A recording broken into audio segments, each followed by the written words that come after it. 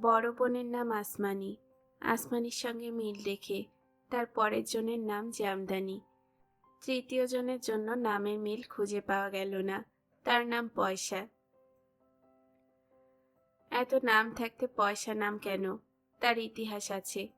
জমির আলী তার তৃতীয় কন্যার জন্মের সময় খুবই অর্থকষ্টে পড়েছিল। সে বসেছিল নদীর ঘাটলায়। খেয়া পারানি দেখতে দেখতে তার মনে অতি উচ্চ শ্রেণীর চিন্তাভাবনা হচ্ছিল। যেমন এমন কোনো ব্যবস্থা যদি থাকতো যে সন্তান জন্মের পরপর তাকে ওজন করা হবে, সরকারের কাছ থেকে ওজনের সমান সোনা সঙ্গে সঙ্গে দিয়ে দেওয়া হবে। মোটাসোটা বাচ্চা যাদের হবে তারা লাভবান, সোনা বেশি পাবে, চিকনা চাকনাগুলি কম পাবে। মায়ের কোলে যেসব সন্তান মারা যাবে তাদের জন্য আফসোস, লাশ দাফনের খরচ ছাড়া কিছুই পাবে না। জমির আলী মাটি কাটার কাজ করত, বর্তমানে ভিক্ষা করে। ভিক্ষা করার জন্য সুন্দর সুন্দর জায়গা খুঁজে বের করে। খেয়াঘাট জায়গা হিসেবে ভালো, ভিক্ষা তেমন পাওয়া যায় না। তবে নৌকায় লোক পারাপার করে, দেখতে ভালো লাগে। কত কিসিমের মানুষ নামে, কেউ উদাস মানুষ, কেউ কুদাস। কুদাস শব্দটা জমির আলীর আবিষ্কার। কুদাস হলো উদাসের উল্টা। উদাস মানুষ দেখতে ভালো লাগে, কুদাস দেখতে ভালো লাগে না। জমির আলীর ধারণা সে একজন উদাস মানুষ এবং ভাবের মানুষ। সে ভাবনা চিন্তা ছাড়া থাকতেই পারে না। ভাবনা চিন্তার জন্যে ভিক্ষা পেশাকে তার আদর্শ পেশা বলে মনে হয়।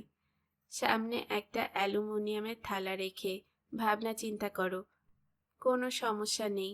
মাঝে মাঝে চলমান পাবলিকের দিকে তাকিয়ে কথা বলা, একটা পয়সা দিয়া যান। একটা পয়সা হারাইয়া গেলে আপনার কোনো ক্ষতি হবে না, কিন্তু একজনের জীবন রক্ষা হবে। কথা না বলে চুপচাপ বসে থাকলেও হয়। যার দেবার সে চাইলেও দিবে, না চাইলেও দিবে। যে দিবে না তার সামনে দাঁড়িয়ে হাত পা নেড়ে 1 ঘন্টার বক্তৃতা দিলেও কিছু হবে না, খামাখা পরিশ্রম। জমির আলীর পরিশ্রম পছন্দ হয় না। তার ধারণা আল্লাহ পাক পরিশ্রম করার জন্য মানুষকে তৈরি করেন নাই। পরিশ্রম করার জন্য তিনি তৈরি করেছেন গাধা এবং মহিষকে। ফাজলামো করার জন্য তৈরি করেছেন বানরকে। ময়লা ঘাটার জন্য তৈরি করেছেন শূকর এবং কাককে। এক এক কিসিমের জন্তু এক এক উদ্দেশ্যে তৈরি করা। মানুষও জন্তু, তাকেও একটা উদ্দেশ্যে তৈরি করা হয়েছে। উদ্দেশ্যটা কি? মাঝে মাঝে জমির আলী তা নিয়েও চিন্তাভাবনা করেন। এখনো তেমন কিছু বের করতে পারেননি। তার তৃতীয় সন্তানের জন্মের খবর যখন সে পায় তখন উদাস গলায় বলেছিল, ভদ্রলোকের সন্তানরা একটা পয়সা পঙ্গু মানুষটারে দিয়া যান। কথাটা সত্য না, সে পঙ্গু না। মাটি কাটার কাজ সে ইচ্ছা করলে এখনো করতে পারে, তবে ইচ্ছা করে না। কন্যার জন্মের সময় পয়সা নামটা মুখে ছিল বলে কন্যার নাম রাখা হলো পয়সা। সে তৎক্ষণাৎ মেয়ের মুখ দেখার জন্য বাড়িতে রওনা হলো না। মেয়ের ভাগ্য কেমন দেখার জন্য 2 ঘন্টা খেয়াপাড়ে বসে রইল। মেয়ে ভাগ্যবতী হলে ভালো ভিক্ষা পাওয়া যাবে। দেখা গেল মেয়ের ভাগ্য খারাপ না, 2 ঘন্টায় 11 টাকা উঠে গেল।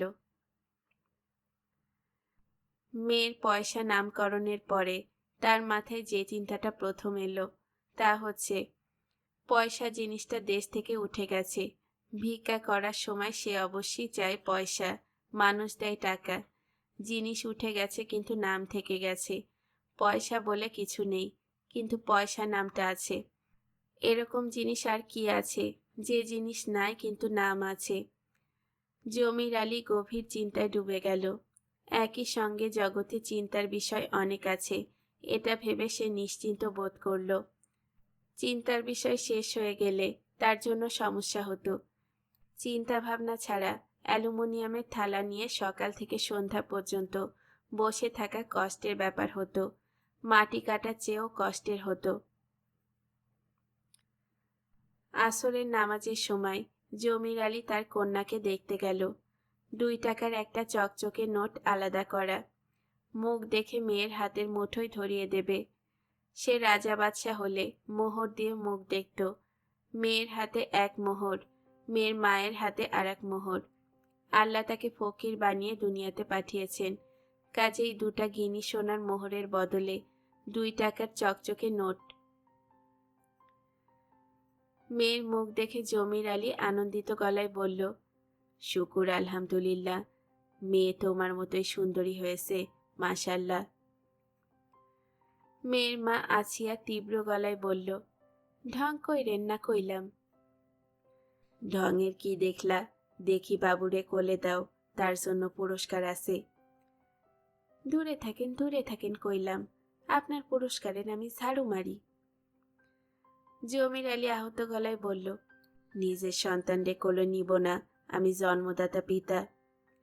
আছিয়া তীব্র গলায় বলল, দূরে থাকেন কইলাম। জমির আলী নিজেকে সংযত করে সহজ গলায় বলল, ঠিক আছে, মা বিনা অন্য কারু কাছে কাঁচা আবু কোলে নেওয়ান ঠিক না, গর্দানে ব্যথা পাইতে পারে। কাঁচা আবুর গর্দান পাটখড়ির মতো নরম। খামাখা বকর বকর কইরেন না, নাই কাজের উজির, আসল পরিচয় পথের ফকির, সি সি সি। জমির আলী অপমান গায়ে মাখল না। যারা ফকিরি ব্যবসায় নামে তাদের অপমান গায়ে মাখতে নেই, তাদের হতে হয় হাঁসের মতো, পানির মধ্যে বাস করে কিন্তু শরীর শুকনা। জমির আলীর কিছুই হয়নি এমন ভঙ্গিতে বলল, নয়া আবুরে মধু খাওয়াইছো, মধু না খাওয়াইলে জবান মিষ্ট হবে না, জবান হবে কাক পক্ষীর মতো কর্কশ। আছিয়া বলল, আমারে কি আপনি মধু শাকের উপরে বসাইয়া রাখছেন? শাক ভাঙা আবুর মুখে মধু দিব। জমির আলী চিন্তিত মুখে বলল, মুখে মধু দেওয়ার প্রয়োজন ছিল? মেয়ে মানুষের আসল পরিচয় জবানে, যার যত মিষ্ট জবান সে তত পেয়ারা। সামনে থেকে জান কইলাম। দুর্বল শৈলে চিল্লাফাল্লা করবা না, পেটের নাড়িতে টান পড়ব, পুয়াতি মেয়ে ছেলের নাড়িতে টান পড়লে বিরাট সমস্যা। আরে বাস, আমার কবিরা যাইছে, সামনে থেকে না গেলে আপনার খবর আছে। জমির আলী ঘর থেকে বের হলো। সন্তানের মুখ দেখে সে খুবই আনন্দিত। গায়ের রং মাশাল্লাহ ভালো হয়েছে, চৈত্র মাসের সকালের রোদের মতো রং। আসমানি এবং জামদানি দুইজনের গায়ের রং একটু ময়লার দিকে। এই মেয়ে রঙের দিকে উড়াল দিয়েছে। জমির আলী পেছনের উঠানে গিয়ে মধুর গলায় ডাকল, আমার 2 মেয়ে কই? কই আমার আসি? কই আমার জামি? 2 মেয়ে তৎক্ষণাৎ ছুটে এলো। 2 মেয়েই বাবা অন্তপ্রাণ। মার ধমক খেয়ে তারা বাড়ির উত্তরে বাস ছাড়ে চুপচাপ বসেছিল। দুজনেরই খুব ইচ্ছা নয়া বোনকে কোলে নেয়। কোলে নেওয়া তো দূরের কথা, ভালো মতো দেখতেই পারেনি। আছিয়া ধমকে তাদের বাড়ি ছাড়া করেছে। জমির আলী মেয়ে দুজনের দিকে তাকিয়ে বলল, তোমরা সবচেয়ে ছোট বোনটার নাম আমি দিলাম পয়সা, কি নাম কেমন হইছে? আসমানি বলল, পয়সা আবার কেমন নাম? খুবই সৌন্দর্য নাম, ডাক নাম পয়সা, ভালো নাম মোসাম্মদ পয়সা কুমারী। এখন বলো, নাম ভালো হইছে না? এখন যাও, চুলা ধরাও, খিচুড়ি রান্ধা হইব, স্পেশাল খিচুড়ি।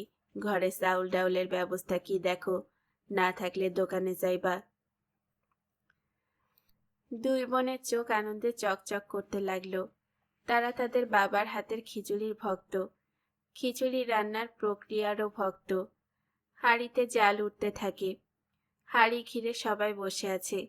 জমির আলী হাসি মুখে বলে, আরেকটা কিছু দিলে ভালো হইতো, ঘরে আর কিছু আছে? না থাকলে 2 বোন যাও, 2টা দৌড়াইতে থাকবা, চোখের সামনে সবজি টবজি কিসিমের যা পাইবা নিয়ে আসবা। খালি কাঁঠাল পাতার ঘাস আনবা না, এইগুলান গরু ছাগলের খাদ্য। 2 মেয়ে ঊর্ধ্বশ্বাসে বের হয়ে যায়, তাদের বড়ই মজা লাগে। জমির আলী খিচুড়ি রাঁধতে বসেছে। আজকের খিচুড়ি স্পেশাল। খিচুড়িতে 2টা ডিম ছেড়ে দেওয়া হয়েছে। আসমানি এবং জামদানি চোখ বড় বড় করে বাবার দুপাশে বসেছে। মাঝে মাঝে হাঁড়ির ঢাকনা খোলা হয়। খিচুড়ির সুঘ্রাণ নাকে এসে লাগে তাদের। তাদের শরীর ঝিমঝিম করে। এরা দুজনই সকাল থেকে কিছু খায়নি। আছিয়া প্রসব বেদনায় কাতর হয়ে ছটফট করছিল। দুটি ক্ষুধার্ত শিশুর কথা তার একবারও মনে হয়নি। মনে হলেও কিছু করা যেত না। ঘরে কোনো খাবার ছিল না। জমির আলী বলল, বলো দেখি সবচেয়ে ভালো খাদ্যের নাম কি? আসমানি এবং জামদানি একসঙ্গে উত্তর দিল, খিচুড়ি, খিচুড়ি। জমির আলী আনন্দিত স্বরে বলল, হয়েছে, দুজনেই পাস, ফার্স্ট ডিভিশনে পাস। এখন বলো দেখি খিচুড়ি কি জন্য সবচেয়ে ভালো খাদ্য? জানি না, চিন্তা ভাবনা কইরা বলো। তুমি বলো। জমির আলী আগ্রহ নিয়ে মাথা ঝুঁকিয়ে ঝুঁকিয়ে খিচুড়ির মাহাত্ম্য ব্যাখ্যা করলেন। তার দুই কন্যা মুগ্ধ চোখে তাকিয়ে থাকে। তারা তাদের বাবার জ্ঞান ও প্রতিভায় বিস্মিত বোধ করে। খিচুড়ি জগতের সবচেয়ে ভালো খাদ্য, কারণ আল্লাহ পাক খিচুড়ি পছন্দ করেন। জগৎ সংসারের দিকে চাইয়া দেখো, যেদিকে চোখ যায় সেদিকে খিচুড়ি। কালা মানুষ, ধলা মানুষ, শ্যামলা মানুষের খিচুড়ি। গাছপালার কথা বিবেচনা করো, আম গাছ, জাম গাছ, কাঁঠাল গাছ, তেঁতুল গাছ, গাছের খিচুড়ি। ঠিক কিনা বলো? হুম। জগৎটাই বিরাট এক খিচুড়ি। আল্লাহ পাক কি করেছে শোনো। বিরাট এক হাঁড়ি জালে বসাইছে। সেই হাঁড়ির মধ্যে মানুষ, গরু, ছাগল, গাছপালা সব দিয়া খালি ঘুরতাছে। জামদানি বলল, কি জন্যে? ওনার মনের কথা আমি কেমনে বলবো? আমি ফকির মানুষ, আমার কি জ্ঞান বুদ্ধি আছে? আসমানি বলল, বাপজান, তোমার বেজায় জ্ঞান বুদ্ধি। জমির আলী মেয়ের কথায় আনন্দিত বোধ করে। সংসার তার কাছে মধুর বোধ হয়। নতুন শিশুর আগমনে অভাবের সংসার যে আরো জটিল হয়ে যাচ্ছে তা নিয়ে মাথা ঘামায় না। নয়া আবুর খানা খাদ্যের পেছনে বাড়তি খরচ নাই। নয়া আবুর খানা খাদ্যের ব্যবস্থা আল্লাহ পাক নিজে করেন। মায়ের বুকে দুধ দিয়ে দেন। আল্লাহ পাকের নাম রহমান রহিম তো খামাখা হয় নাই। আল্লাহ পাক খামাখার মধ্যে নাই। জমির আলীর ক্ষীণ সন্দেহ ছিল, রাগ করে আছিয়া খিচুড়ি খাবে না। কিন্তু জমির আলীকে অবাক করে দিয়ে সে খিচুড়ি খুবই আগ্রহ করে খেল। জমির আলী বলল, টেস্ট ভালো হইছে না? আছিয়া জবাব দিল না। জমির আলী বলল, চাউলের বদলে গম দিয়াও খিচুড়ি হয়। গমের খিচুড়ির টেস্ট আরো বেশি। তাই গমের খিচুড়ির মধ্যে মাংস দেওয়া লাগে। দেখি তোমরারে একদিন গমের খিচুড়ি খাওয়াবো ইনশাল্লাহ। আছিয়া থালার খিচুড়ি শেষ করে ফেলেছে। তাকে দেখে মনে হচ্ছে তার ক্ষুধা এখনো আছে। জমির আলী বলল, আর এক হাত খিচুড়ি দেই। আছিয়া ঠান্ডা গলায় বলল, থাকলে দেন। আরেকটা কথা মন দিয়া শোনেন, আমি আপনার সংসারে থাকবো না। জমির আলী বলল, কই যাইবা? যেখানে ইচ্ছা সেখানে যাব। সেটা দিয়ে আপনার দরকার নাই, সেটা আমার বিবেচনা। নয়া আবুরে নিয়ে ঘোরাঘুরি করা ঠিক হবে না। নয়া আবুরের সাথে নিব, আপনারে কে বলছে? জমির আলী অবাক হয়ে বলল, তারে কই থুইয়া যাইবা? আসিয়া বলল, আপনারে দিয়া যাব, সাথে নিয়ে ভিক্ষা করবেন। যাইবা কবে? শৈলে যেদিন বল পাইব সেদিন চইলা যাব। আপনার গোষ্ঠী আপনি সামলাইবেন, ভাত কাপড় দিবেন। মেয়েরা বড় হইলে বিবাহ দিবেন, আমি ঝামেলার মধ্যে নাই। জমির আলী চিন্তিত বোধ করছে। তার চিন্তার প্রধান কারণ হলো আছিয়া সহজ মেয়ে না, জটিল মেয়ে। মুখে যা বলে তাই করে। জমির আলী চিন্তিত মুখে বলল, সংসারে ঝামেলা আছে সত্য কথা, তবে বউ, সংসারে মজাও আছে। আছিয়া বলল, মজা থাকলে তো ভালোই। আপনি চাইটা চাইটা মজা খান, আমি মজা খাইতে পারবো না। অনেক খাইছি, আমার পেট ভরা। ফকির সাহেব শোনেন, চোখের সামনে দুই মায়া না খাইয়া ঘরে, পেটের খিদায় বারসারে বৈশা কান্দে। অনেক কান্দন শুনছি, আর শুনবো না। তুমি যাইবা কই? সেটা আমার বিবেচনা। পান খাওয়াইতে পারবেন? খিচুড়ি আরাম কইরা খাইছি, একটা পান খাইতে পারলে ভালো হইতো। পান নিয়ে আসতাছি, এটা কোনো বিষয় না। জর্দা খয়ের দিয়া বানানি পান, কাঁচা সুপারি দিয়ে আনবো? যা ইচ্ছা তাই দিয়ে আনেন। কাঁচা সুপারি দিয়ে আনেন, পাকনা সুপারি দিয়ে আনেন, আমার পান খাওয়া দিয়া কথা। ঘরে পান সুপারি ছিল না। দোকান থেকে 2 খিলি পান এনে জমির আলী দেখল আসিয়া হাঁটা চলা করছে। সামান্য খিচুড়ি খেয়েই তার শরীরে মনে হয় বল ফিরে এসেছে। নয়া আবু হাত পা ছুঁড়ে কাঁদছে। আসিয়া সেদিকে ফিরেও তাকাচ্ছে না। আসমানি এবং জামদানি বোনের কাছে যাওয়ার সাহস পাচ্ছে না। তারা ভীত চোখে একবার মাকে দেখছে, একবার কাঁথায় মোড়া নতুন শিশুটির দিকে তাকাচ্ছে। জমির আলীর হাত থেকে পান নিতে নিতে আছিয়া বলল, আপনার পুতলা কান্তাছে, পুতলা সামলান। জমির আলী বলল, মনে হয় খিদা লাগছে, বুকের দুধের জন্য কান্তাছে। আসিয়া পানির ফিক ফেলতে ফেলতে বলল, বুকের দুধ এখনো নামে নাই, আর নামলেও লাভ নাই, আমি আর এর মধ্যে নাই। কিসের মধ্যে নাই? সংসারের মধ্যে নাই। অনেক সংসার করলাম, এখন আসসালাম আলাইকুম। তোমার কথাবার্তা কিছুই বুঝতাছি না। না বুঝলে নাই। আসিয়া উঠোনে চলে গেল। জল চৌকিতে বসে সে বাঁশঝাড়ের দিকে তাকিয়ে রইল। জমির আলী চিন্তিত মুখে শিশুর কান্না সামলানোর জন্য এগিয়ে গেল। তার সঙ্গে যুক্ত হলো আসমানি ও জামদানি। বাচ্চাটাকে এখন আরো ফর্সা লাগছে, হাত পা ছুঁড়ে ঠোঁট বাঁকিয়ে কাঁদছে। জমির আলী মেয়ের মুখের দিকে ঝুঁকে এসে বলল, এই পয়সা, এই পয়সা। পয়সা কান্না থামাচ্ছে না। আসমানি বলল, বাবজান গীত গাও। জমির আলী গীত ধরল, বানিয়ে বানিয়ে সুর করে কথা বলা। ভিক্ষুকরা এটা খুব ভালো পারে। এই পয়সা কান্দে রে, তার ভৈন্ডে বান্ধে রে, বোনের নাম আসমানি, হে দেশের রাজরানী, তার ছোটটা জামদানি, ঘরে টাকার আমদানি, টাকা বলে পয়সা কই, হে আমার প্রাণের সই। জামদানি প্রফুল্ল গলায় চেঁচিয়ে উঠল, কান্দন বন্ধ হইছে, কান্দন বন্ধ হইছে। জমির আলী অবাক হয়ে বলল, আরে তাই তো, পিসকা কান্না বন্ধ করে তাকাচ্ছে। আসমানি বলল, বাবসান তোমারে দেখে, তোমারে দেখে। জমির আলী বলল, কি দেখোস রে বেটি, আমি কে, ক দেহি। তোর পিতা জমির আলী, তোর মাতার নাম আসিয়া, 2 বোনের একজনের নাম আসমানি আর একজনের নাম জামদানি। আমাদের সবেরে যে সৃষ্টি করেছেন তার নাম আল্লাহ, 7 আসমানের ওপরে তার সিংহাসন। জামদানি বলল, তোমার সব কথা শুনতাছে, মনে হয় বুঝতাছে। জমির আলী গম্ভীর গলায় বলল, বুঝনের কথা, শিশুরা ফিরিস্তার সামিল, ফিরিস্তা কথা বুঝবো না, এটা কেমন কথা? আমার পয়সা আম্মা সব বুঝতাছে, বুঝতাম না মা। কি আশ্চর্য কথা! পিচকি চোখ মিটমিট করছে। পাখির পালকের মতো একটা হাত এগিয়ে দিল বাবার মুখের দিকে। আসমানি উত্তেজিত গলায় বলল, বাবজান তোমার নাক ধরতে চাই। জমির আলী নাক বাড়িয়ে দিয়ে সন্তুষ্ট গলায় বলল, ধর বেটি নাক ধর, জন্মের পরেই নাক ধইরা টানাটানি, এইটা কেমন মায়া, বয়সকালের খবর আছে। কন্যা নিয়ে উল্লাস দীর্ঘস্থায়ী হলো না।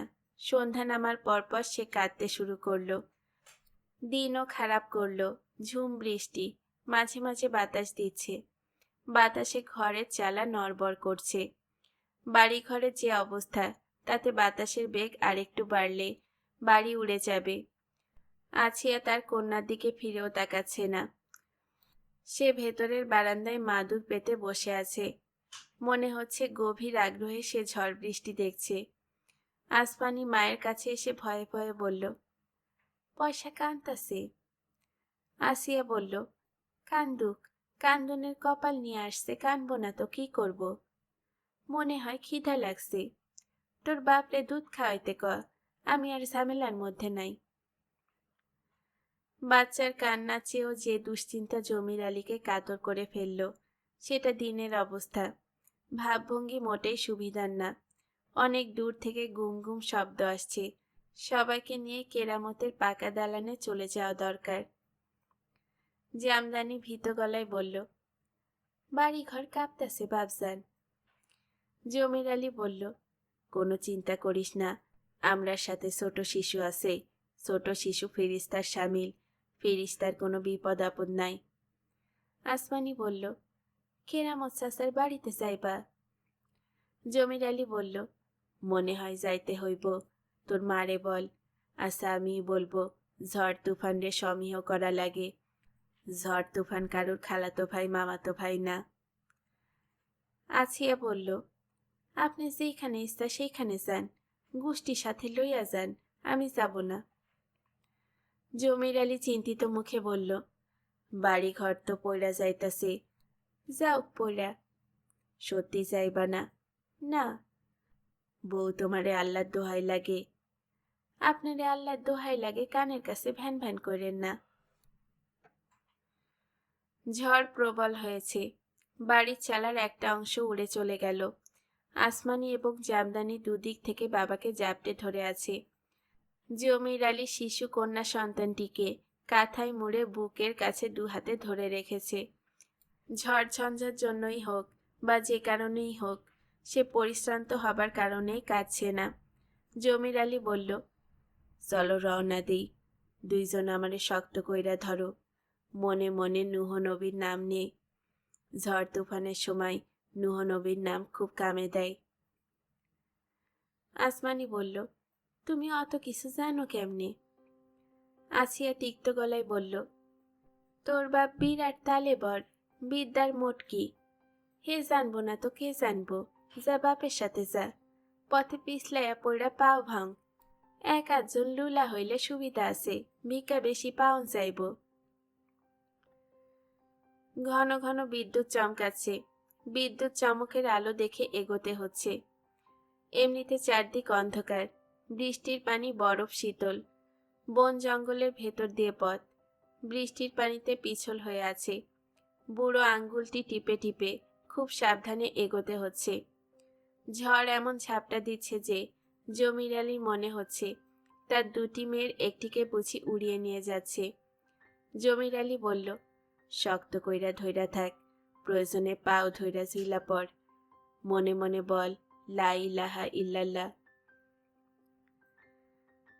পথের ওপর বাঁশঝাড় ভেঙে পড়েছে। ডিঙ্গিয়ে যাবার কোনো উপায় নেই। বাঁ দিকের ফাঁকা জায়গাটা দিয়ে কতদূর যাওয়া যাবে সেটিও বিপজ্জনক। রুস্তমের ভিটার উপর দিয়ে যেতে হবে। রুস্তমের ভিটার উপর দিয়ে দিন মানেও কেউ যায় না। ঝড় বৃষ্টির নিশুতি রাতে অভিশপ্ত ভিটার ধারের কাছে যাওয়ার প্রশ্নই ওঠে না। হয়তো দেখা যাবে উঁচু ভিটার উপর সাদা থান পরে রুস্তমের দাদি বসে আছে। বহু বছর আগে মৃত এই খুনখুনি বুড়িকে দেখে নাই এমন লোকের সংখ্যা এই গ্রামে খুবই কম। বুড়ি ভিটার ওপর বসে পান খায়, পানের পিক ফেলে। পানের বর্ণ টকটকে লাল, মনে হয় যেন পিক না, তাজা রক্ত। মনের ভুলে রাত বিরাতে কেউ যদি রুস্তমের ভিটার পাশ দিয়ে যায়, তাহলে এই বুড়ির মধুর গলার ডাক শুনবে। যাই ক্যাডা, বড্ডুলের বেটা সড্ডুল, কেমন আছোস রে ভাইটি? আয় আয় কাছে আয়, পান খাইয়া যা। মনের ভুলে কেউ যদি বুড়ির সঙ্গে গল্পগুজব শুরু করে, তাহলেই সর্বনাশ। সে বাড়ি ফিরে আসবে প্রবল জ্বর নিয়ে। খিঁচুনি শুরু হবে, মুখ দিয়ে গ্যাজলা বেরোবে। ডাক্তার কবিরাজ করার আগেই শেষ। এই গ্রামের দুজন আর একজন ভিনদেশী এইভাবেই শেষ হয়েছে। জমির আলী ভীত গলায় বলল, আসমানি জামদানি, আমরা রুস্তম আলীর ভেটার উপর দিয়েই যাব।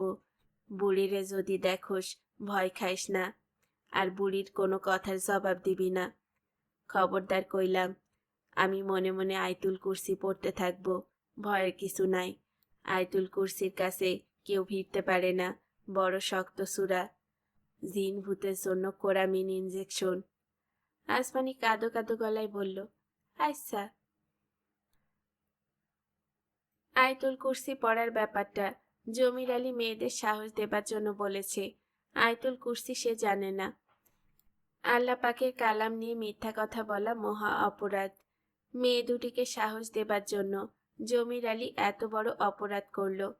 মেয়েরা সাহস পেল কিনা বোঝা গেল না, তবে ভয়ে জমির আলীর বুকের ব্যথা শুরু হয়ে গেল। সে নিশ্চিন্ত রুস্তম আলীর দাদিকে দেখা যাবেই।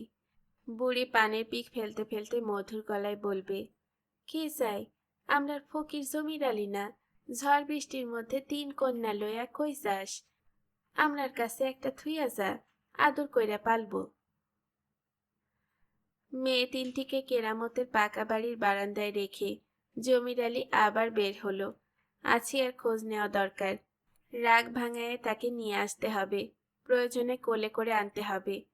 স্ত্রী স্বামীকে কোলে নিতে পারে না, তবে স্বামী স্ত্রীকে কোলে নিতে পারে, তাতে দোষ হয় না। আছিয়াকে পাওয়া গেল না। সে উঠোনে বসে নেই, ঘরের ভেতরেও নেই, আশেপাশে কোথাও নেই। ঝড় বৃষ্টির মধ্যে অসুস্থ মানুষটা কোথায় যাবে? এমন কি হতে পারে মেয়ে তিনটার টানে সে ঘুরপথে কেরামতের পাকা দালানে উপস্থিত হয়েছে? সন্তানের টান বড় মারাত্মক টান, লোহার শিকলের টান। জমির আলী আবারও কেরামতের বাড়িতে উপস্থিত হলো। দুই বোনই জড়সড় হয়ে উঠোনে বসে আছে।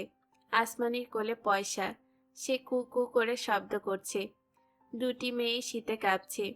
কেরামত দরজা খুলে মেয়েগুলিকে ভেতরে ঢুকতে দেয়নি। আসমানি বলল, বাবজান, মা কই? জমির আলী তখন বলল, এখনো খুঁজতে যাই নাই, তোর আর কি অবস্থা দেখতে আসছি। অবস্থা কি? আসমানি বলল, শীত লাগে। ভিজা কাপড়ে শীত তো লাগবই, তোরা টাইট করে বইয়া থাক। তোর মারে নিয়ে আসতাছি, নয় আবুর খবর কি? একটু পরে পরে কান্দে। কান্দুক, জন্মের সময় যেসব সন্তান বেশি কান্দে তারা বড় হইয়া এমন সুখে থাকে যে কান্দন জিনিসটা ভুইলা যায়। তো ছোট বোন বড়ই ভাগ্যবতী, তার ভাগ্য দেখা অবাক হইতাছি। জমির আলী আবারও স্ত্রীর সন্ধানে বের হলো। তাকে খুঁজে পাওয়া গেল না।